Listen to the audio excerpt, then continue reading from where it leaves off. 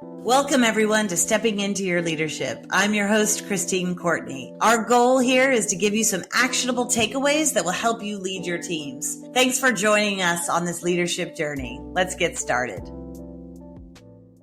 Hello, everybody. Welcome to Stepping Into Your Leadership. I'm your host, Christine Courtney, and I am thrilled to be joined by a crowd favorite, Erica Petrelli-Bayh, one of the most popular voices that I know on leadership and learning.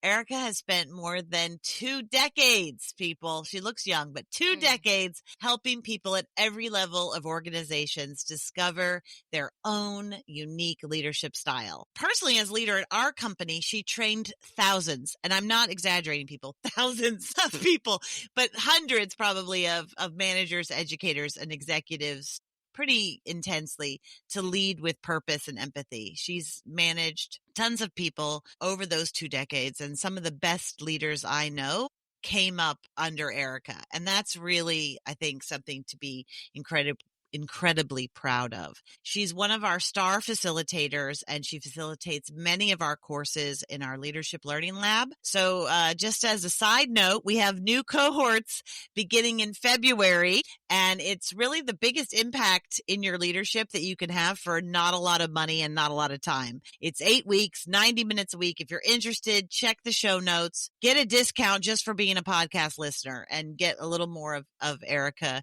in your life, and specifically for what you need in your business. So it's also a great Christmas present for a friend or a child who maybe just got promoted or wants to be. Just come on. What's better than opening up a little bit of Erica into your stocking? Use some professional development in your stocking. Exactly. If you're a geek like me, you'll do it. My kids are listening. Great. No, who am I kidding? My kids aren't listening. Anyway, she's also a writer, speaker, coach.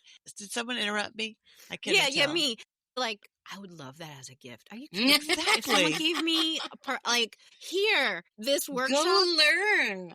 I know. Now I'm going to make a list of the things that I would love to take a class in and buy this for me. We've unlocked a whole new arena for Christmas wish lists. Sorry, I'm going to go now. Okay, thanks. Thank you. Yes, great Christmas present. Anyway, Erica's also a writer, speaker, coach, and creative powerhouse whose work reminds us that leadership isn't just about authority. It's about awareness, adaptability, and authenticity. And she's also just super creative and fun. I called her the other day to get an idea before a workshop, and we just had so much fun brainstorming it, and it was awesome. I love her. And today we're going to go back to the fundamentals, Erica, back to our roots. Years ago, Erica and I created a course at our company called Management 101. Do you remember? We had all these people who were very good, but we were starting to promote, and we were going through a big growth spurt. So we had to really ramp up a lot of people into management who had never been managers before, some who had never even been in business before, right? Yeah. They were not coming from a business background. And we thought, okay, what does it actually take to succeed as a new manager or supervisor? What are those technical skills that you need to master early? What are the soft skills that make people actually want to follow you? And so we sat down and kind of created this course, and then over time she adapted it. And it was one of those things where everybody, to be a new manager in our company, had to go through this Management 101 course. And I mean, this is probably a couple of decades ago at this point, or at least 15 years ago at this point, right? I mean, yes. We may be pushing 20 years ago, but oh God, who's counting? So I thought, this is the kind of stuff that would be helpful, because people ask me this all the time. Like, what do I really need to look for? Because some companies offer training like this, and lots of them don't. Yeah. And so to Tatiana's point, like, you need to ask it for a Christmas present, or you need to get yourself some of this, podcast coaching, so to speak. So let's go through some of those things, because I do think you have a really good take on it. So you've spent years developing leaders. When someone first steps into a management role, what do you think are like the non-negotiables that they need to learn right away? Yeah. So I'm so delighted to be talking about this, because just like you said, it's still not something that is intuitive for a lot of companies to train towards. They train towards if anything, maybe some company logistics or technical tasks, if that, and forget the really important leap into management that for a lot of people is a pretty big leap in terms of skill set and mindset. And I think what I've seen a lot over the decades is if I'm in a position of new management, I have the misconception that I have to know everything straight away and assert myself as the boss. So while it might feel a little counterintuitive, to me, the first non-negotiable is you have to become a student immediately. You have to ask more questions. You have to get curious. And while it seems like, isn't it the opposite? I was promoted into management because I know all of the things. And I'm the best at all the things. So I'm the leader, not the student. I'm the teacher, not the student. I think your first non-negotiable is put yourself in a position of a bit of humility and become the student. Assume you know nothing is my first non-negotiable, I think. I love that. Do you know that I was in a workshop yesterday. I was speaking to a group of CEOs out in New Jersey, and I was talking to them about the power of questions as one of the tips that we talk about in terms of people management. And one of the guys got so excited, raised his hand. He's a CEO of a company out there. And he said, I got to tell you this story of this firsthand. And I said, okay. He said, I had a bunch of guys working for me on my plant floor. So think manufacturing kind of business, right? And he goes, I brought in a consultant at some point to help us to figure out, all of a sudden we had to raise up people to a level of a supervisor, and we had never had supervisors, right? We had just had workers for all these years. And all of a sudden we had just had this huge growth spurt, and now we needed to have like some supervision. And so we needed to figure out who are the guys and gals, I suppose, but they're probably mostly guys at that point, right? But the folks that we should move up to supervisor. And he said that they had them in different circles. So imagine like circles of 10 or 12 around their plant floor. And he said that they had trainers working with each of those groups, right, on different tasks. And the consultant was talking to him on the side, so they were watching. And he said, watch, you're about to see who's going to be your future supervisors. And he goes, what do you mean I don't speak Spanish? Because all of them were Spanish speaking, or the majority were. And so he goes, it doesn't matter. Whoever asks the most questions in those groups, that's who should be your supervisors. Oh, wow. Right? And so he said, sure enough, he goes, it starts happening. And then you see certain people start asking all the questions in the groups. He said, we promoted those people to supervisor. And he said, it's 7 years later and they're all still working for me. Wow. What an Isn't incredible that amazing? Story. It's I know. so true. It's amazing. I said, I've got to, so I told him, I said, I'm emailing you. This happened yesterday. I said, I'm emailing you tomorrow and I'm going to put this in my book. It's because I was like, this is so good. Well, because it's one of those, I feel like it's one of those tips or bits of advice that gets tossed out and dismissed because people are like, how big of a deal could questions really be? And it's all the big deal. Like it's the biggest of deals. And that story really emphasizes that. Yeah, I thought that's it was amazing. Great. All right. So I love that that's your first non-negotiable. You got another one? No, because everything else, that's the point, right? Everything else is to be learned and to be determined. If I go in with too many, this is my system, this is my plan. If I go in with too many certainties, then I'm sunk before I start. So I think to start off with that one non-negotiable, which I'm going to go in open and learning, then the rest starts to take shape. Yeah. You know, I love that. What do you think is the biggest shock for that most people experience when they go from being like a great, let's say, individual contributor? Because most of the times if you're promoted into a job, not maybe you don't know that if you're hired in, but let's say you're promoted into a job. What do you think the biggest shock is for people going from individual contributor to managing other people? Yeah, it's such a good question because I do think that happens so often.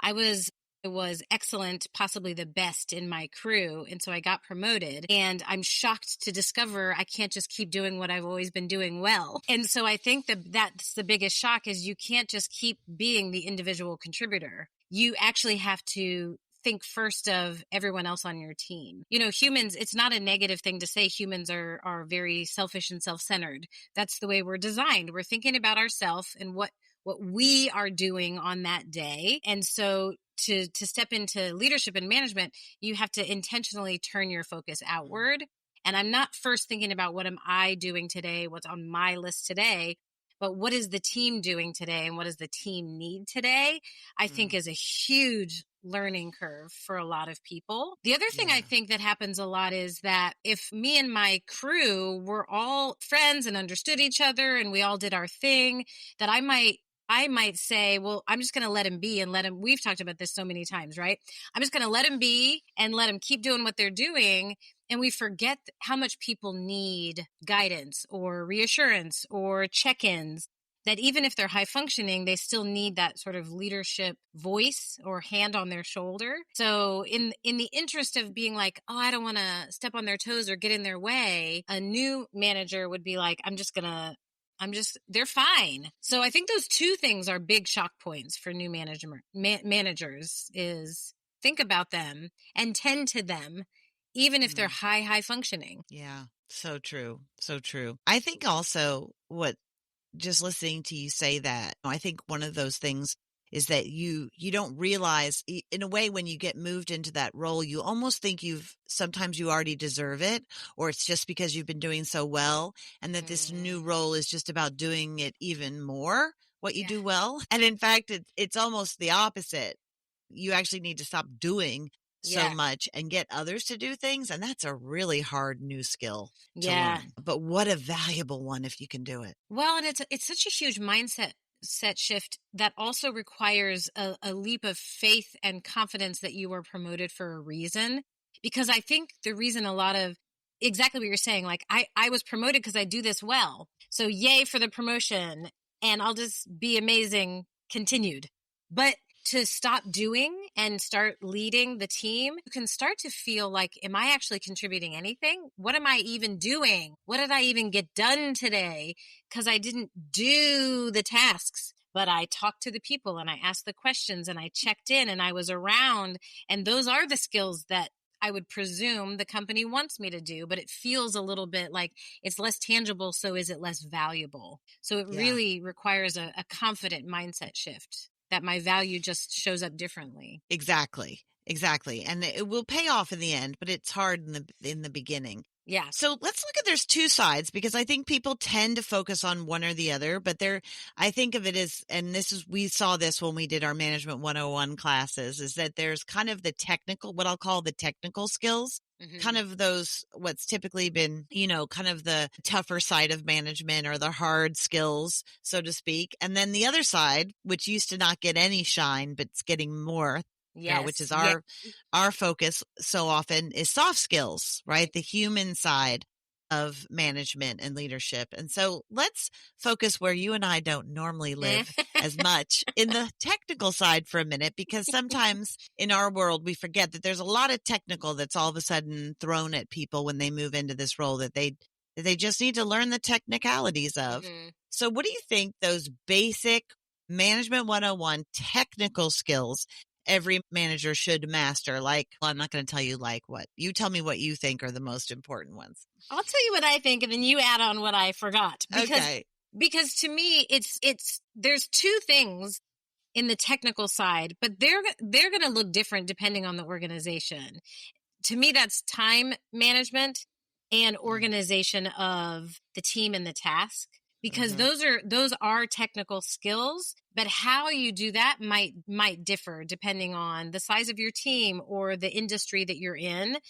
But so the technical skill I need is I need to be very clear on the target. So what's the project deadline, or what's the task? What's the company's, strategic plan for this year? I need to be very clear on the target, and I need to be very clear on creating or learning what's already in place, the organizational system that helps me move myself and the team in the direction of that target. So that requires time management and organizational skills, but there's 101 ways that those things can be implemented. And I don't think there's one way, but if I don't have those technically, then I'm going to start to notice, negative results, or we're going to miss our marks if I'm not focused on learning those skills, Yeah, great point. Because you are, in Mark Horstman says in his book, The Effective Manager, he says, you have two jobs, and that's to solve problems or make decisions, one of the two, and then retain your people. And those two things can be a difficult thing to do, and really when you say retain your people, it's retain and grow your people, because people are more likely to stay if they are also growing, not just your career is growing. Yeah. And I think you hit it on the head, like those goal setting. I mean, what I love about what you said is that for most managers, the goals are set by the organization at some level. Yeah. And then your job is to translate those into how those individuals are setting goals to meet like your department goals that then meet bigger goals and so forth. Yeah. Is that what you were talking about? It is, because how often have we heard stories or experienced this ourselves where that it doesn't get translated? So and especially in a bigger organization, if you go on down the line, the one farthest away from conversation with the executives has no idea what's going on, has no idea what their daily tasks have to do with the company's overall success and growth. And that's where disengagement starts. That's where you won't retain your people, because what I do matter. And so to have the ability to translate not only what the overall company's objectives are for this year and beyond, but then to go a step further and translate and how every single person is an important part of that journey forward. And here's why these tasks contribute to that greater goal, even if it doesn't really feel like it today. You'll notice the payoff in 6 months' time. So that translation skill, that kind of crosses the line between the hard and soft skills, but you really do.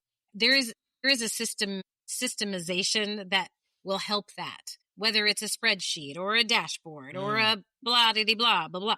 There's systems that will help ensure that you are moving forward in that structured way. Yeah. And I think as you go along, right, there's things that you can get good at technically that people don't think of as a technical skill, like leading a good one-on-one. I think there are some technical things that you can learn that will make that one-on-one better, which I'm sure we have podcasts or YouTubes about. But anyway, one-on-ones. I also think leading a meeting, I think many new managers are surprised that they have to lead a meeting, and they just think it's the same as participating in a meeting, but you're just talking more. Yes. And boy, oh boy, don't be part of the problem with meetings, be part of the excitement around people getting together and connecting. So I do think it's worth teaching new managers how to lead both those meetings, individual one-on-ones and then a team meeting or a group meeting. It's so funny. I literally just made a post about this week about meetings, because my 14-year-old son has started a photography club at his high school. Oh, and of course he has. Of course he has. So they have their first meeting coming up, and I was emphatically trying to explain to him the importance of leadership in leading good meetings, and that if he could learn to lead a good meeting at 14 years old, it will elevate his leadership for the rest of his entire life, which of course he paid no attention to me. But I'm like, you have no idea what a skill this is if you can figure out the secret sauce of running an effective meeting. Because meetings are notoriously just so bad. And it's because people don't tend to the time well. And I think that's the crux of management, is I'm just not tending to the time well or the team well, not for any malintent. I'm just not thinking of it, because I'm busy in my own space, in my own head, in my own to-do list. Again, that sort of my focus is self-centered instead of others-centered. It doesn't make me a bad person. It makes me a human. It's a skill to learn, how am I turning it outward and tending to the time in the team, I love that, because it's all about value creation. As you start to move in your career, are you creating value? Are you focused on the highest priority values? If you figure out how much you make per hour, and then you can probably estimate what people that work for you make per hour, and you add all that together and you see, is that meeting worth that hour or that half hour or that 10 minutes? And how can I make this time as valuable or more than it's costing us to put our eyes on this? Yes. And I think sometimes as managers, we don't think that way yet. And that's the transition. It's like, how do you be a steward of the company's money because if everybody's looking out for that, the chances of success and the chance of this company succeeding and, thriving is much stronger. Yeah. The other things, I think, the hard sides, anything else that you think, tools or systems that you can remember that we used to train in Management 101, but things that people should start to get better at? Well, I don't think there's one, because again, I think what might work for a tech company of medium size might not work at all for a social services company of a small size, might be different than, every industry and team and kind of company flow might lend itself towards a different system. So whether it's a dashboard or whether it's, a massive set of Excel spreadsheets or whether it's KPIs or, there's so many online technical systems that support a team's progress. And so I think it's a mistake to go in deciding in advance which is the one that's going to work. I think what you want to do is, if there's one that your company is already using, to just be open to learn it. Those technical systems are learnable. They're figure outable. So I think somebody coming into management shouldn't be afraid to jump in to learn what's the system already in use. If the company doesn't have a system already in use, I think that's part of the initial curiosity that you have in your management position is, where are we headed and how can I help get us there through a lot of vehicles, one of which is, what are the technical systems that might support keeping us organized, keeping us on time, keeping us on the same page? So there's so many out there. Find the one that works for your team. Yeah, that's great. And I'm sure they'll have some opinions as well. I think there are some things, technically that I remember, it's not necessarily fun to teach, but I think it's important to understand it. If you're a new supervisor or manager, before you need it, is what is the performance managing system of your organization? How do you do annual reviews? How do you give feedback that is written down? We'll talk about feedback that is more impromptu, but chances are somewhere along the line, you're going to have some difficult conversations with some people that are not performing at where they should be. And you're going to have to go through what's called a PIP, or a performance improvement plan. And everybody rolls their eyes at those, but they are there so that you're clear. It holds you, the manager, accountable for being clear with the employee on what they need to improve on. And I think it's good to know about that before you're in the crisis of someone needing it, because it can be a really stressful process for both people. And I think it's good to know what's out there, because it also helps you manage and communicate with people clearer before you get there. Yeah. If you know where it could be headed. It's such a good point, because so I think it's critically important for any organization to have built-in systems of performance review conversations so that there's structured touch points throughout the course of a year.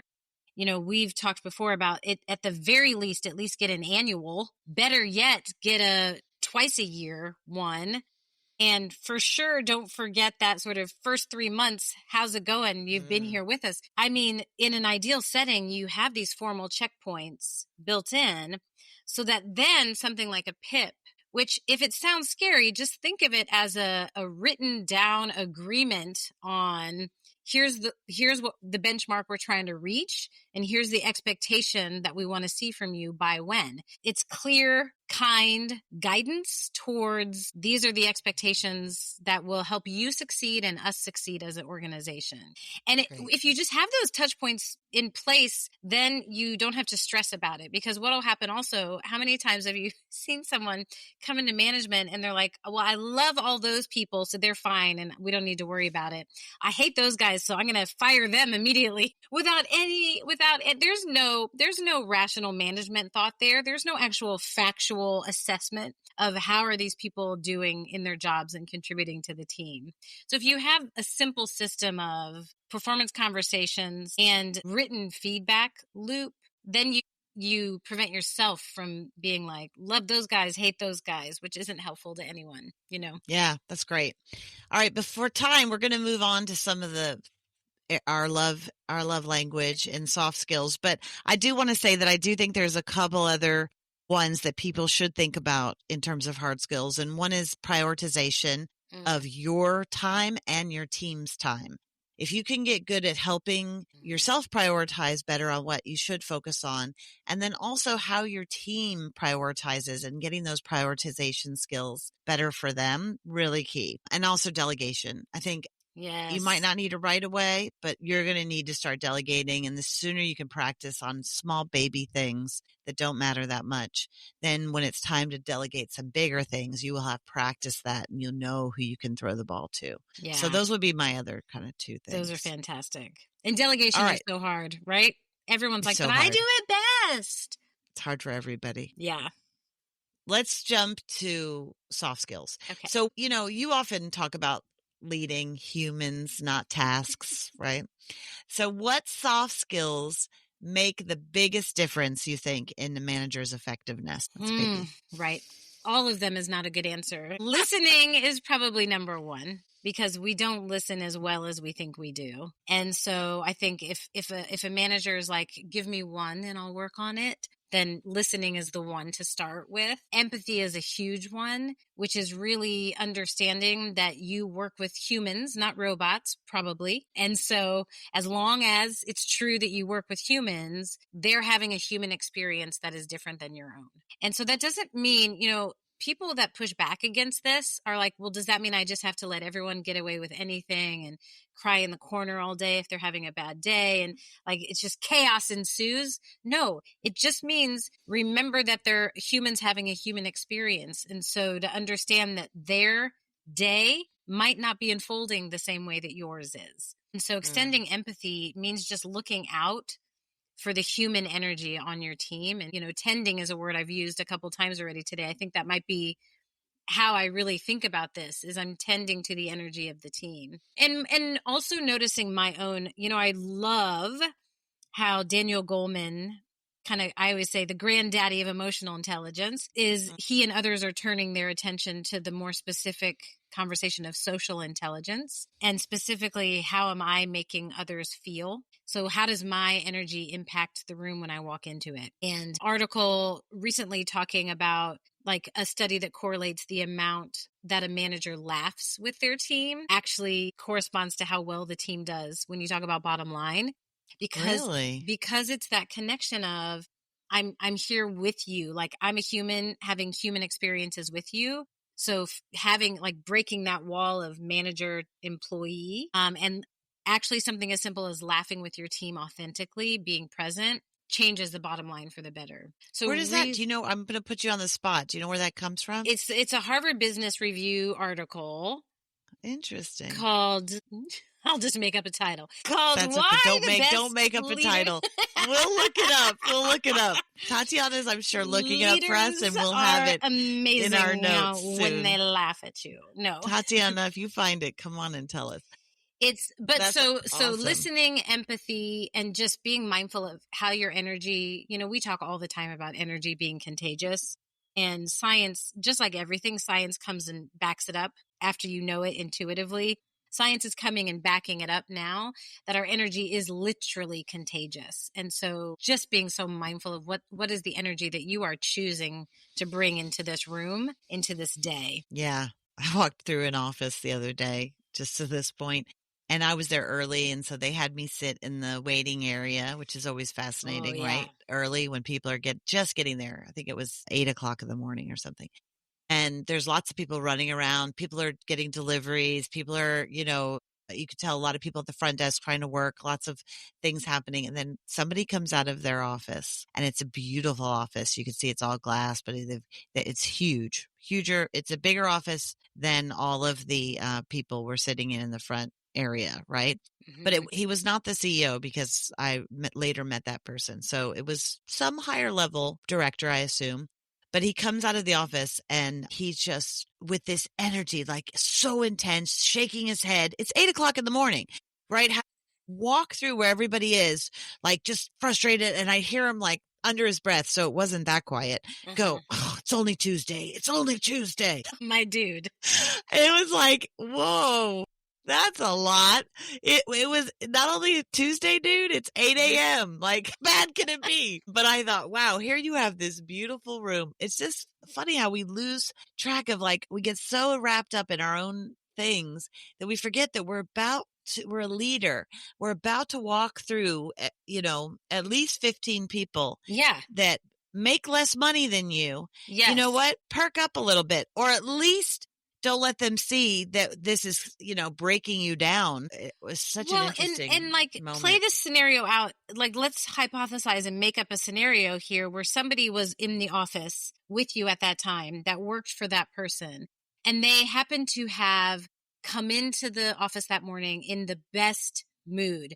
They were so excited because they actually came up with a really great idea that they were excited to pitch to him today, that they thought would innovate a current system or save time or save money, or they were overflowing with positive, excited energy about something they wanted to bring to their boss, this guy. And they watch him walk through with that energy. What does that do to their energy? And what does that do to that great idea? That idea is done. We'll never hear of it. It might have been the best idea the company ever had.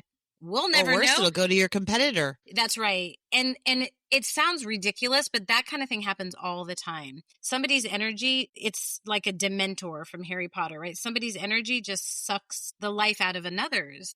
And that can have real significant impact, not just on how the day feels, but actually how productivity goes, which very much relates to your bottom line. Or when you walk home and you bring everything through the door. Yeah. Like, how's that shut down your kids or your spouse or your, your dog, your poor dog. Yeah. All of it. And I've been guilty of it. You know that. I've been guilty. We've all been guilty of those moments. Yeah, we're all guilty. The question, the challenge is not trying to not be human, because we are, but the challenge is just recognizing that it does matter, because if I can pause in that moment and realize the energy that I'm bringing is going to ripple out, and so then I at least remember that I have a choice in how I walk out of the office, then more times than not, I might make a better choice than if I'm not thinking about it at all. Yeah. I knew somebody that would put a little scarf on her doorknob of her office so that it was like a tactile reminder of when she turned that knob. That silk scarf reminded her to, like, silky thoughts, like, be like a little softer. I thought, silky thoughts. Check not your so face. Hard. Be nice before you step outside. Come on. I need that. My husband's going to make me do that at home probably. Anyway, so in this, as we start to go, what else do you think? Okay, let's get down to it. Because one of the hardest things, I think, as a new manager is the amount of difficult conversations and feedback that you have to have that is absolutely no fun, right? No fun. And more new managers than not avoid it as long as we possibly can. And until you can't anymore, until you get tough feedback, that you got to start giving tough feedback, right? Yeah.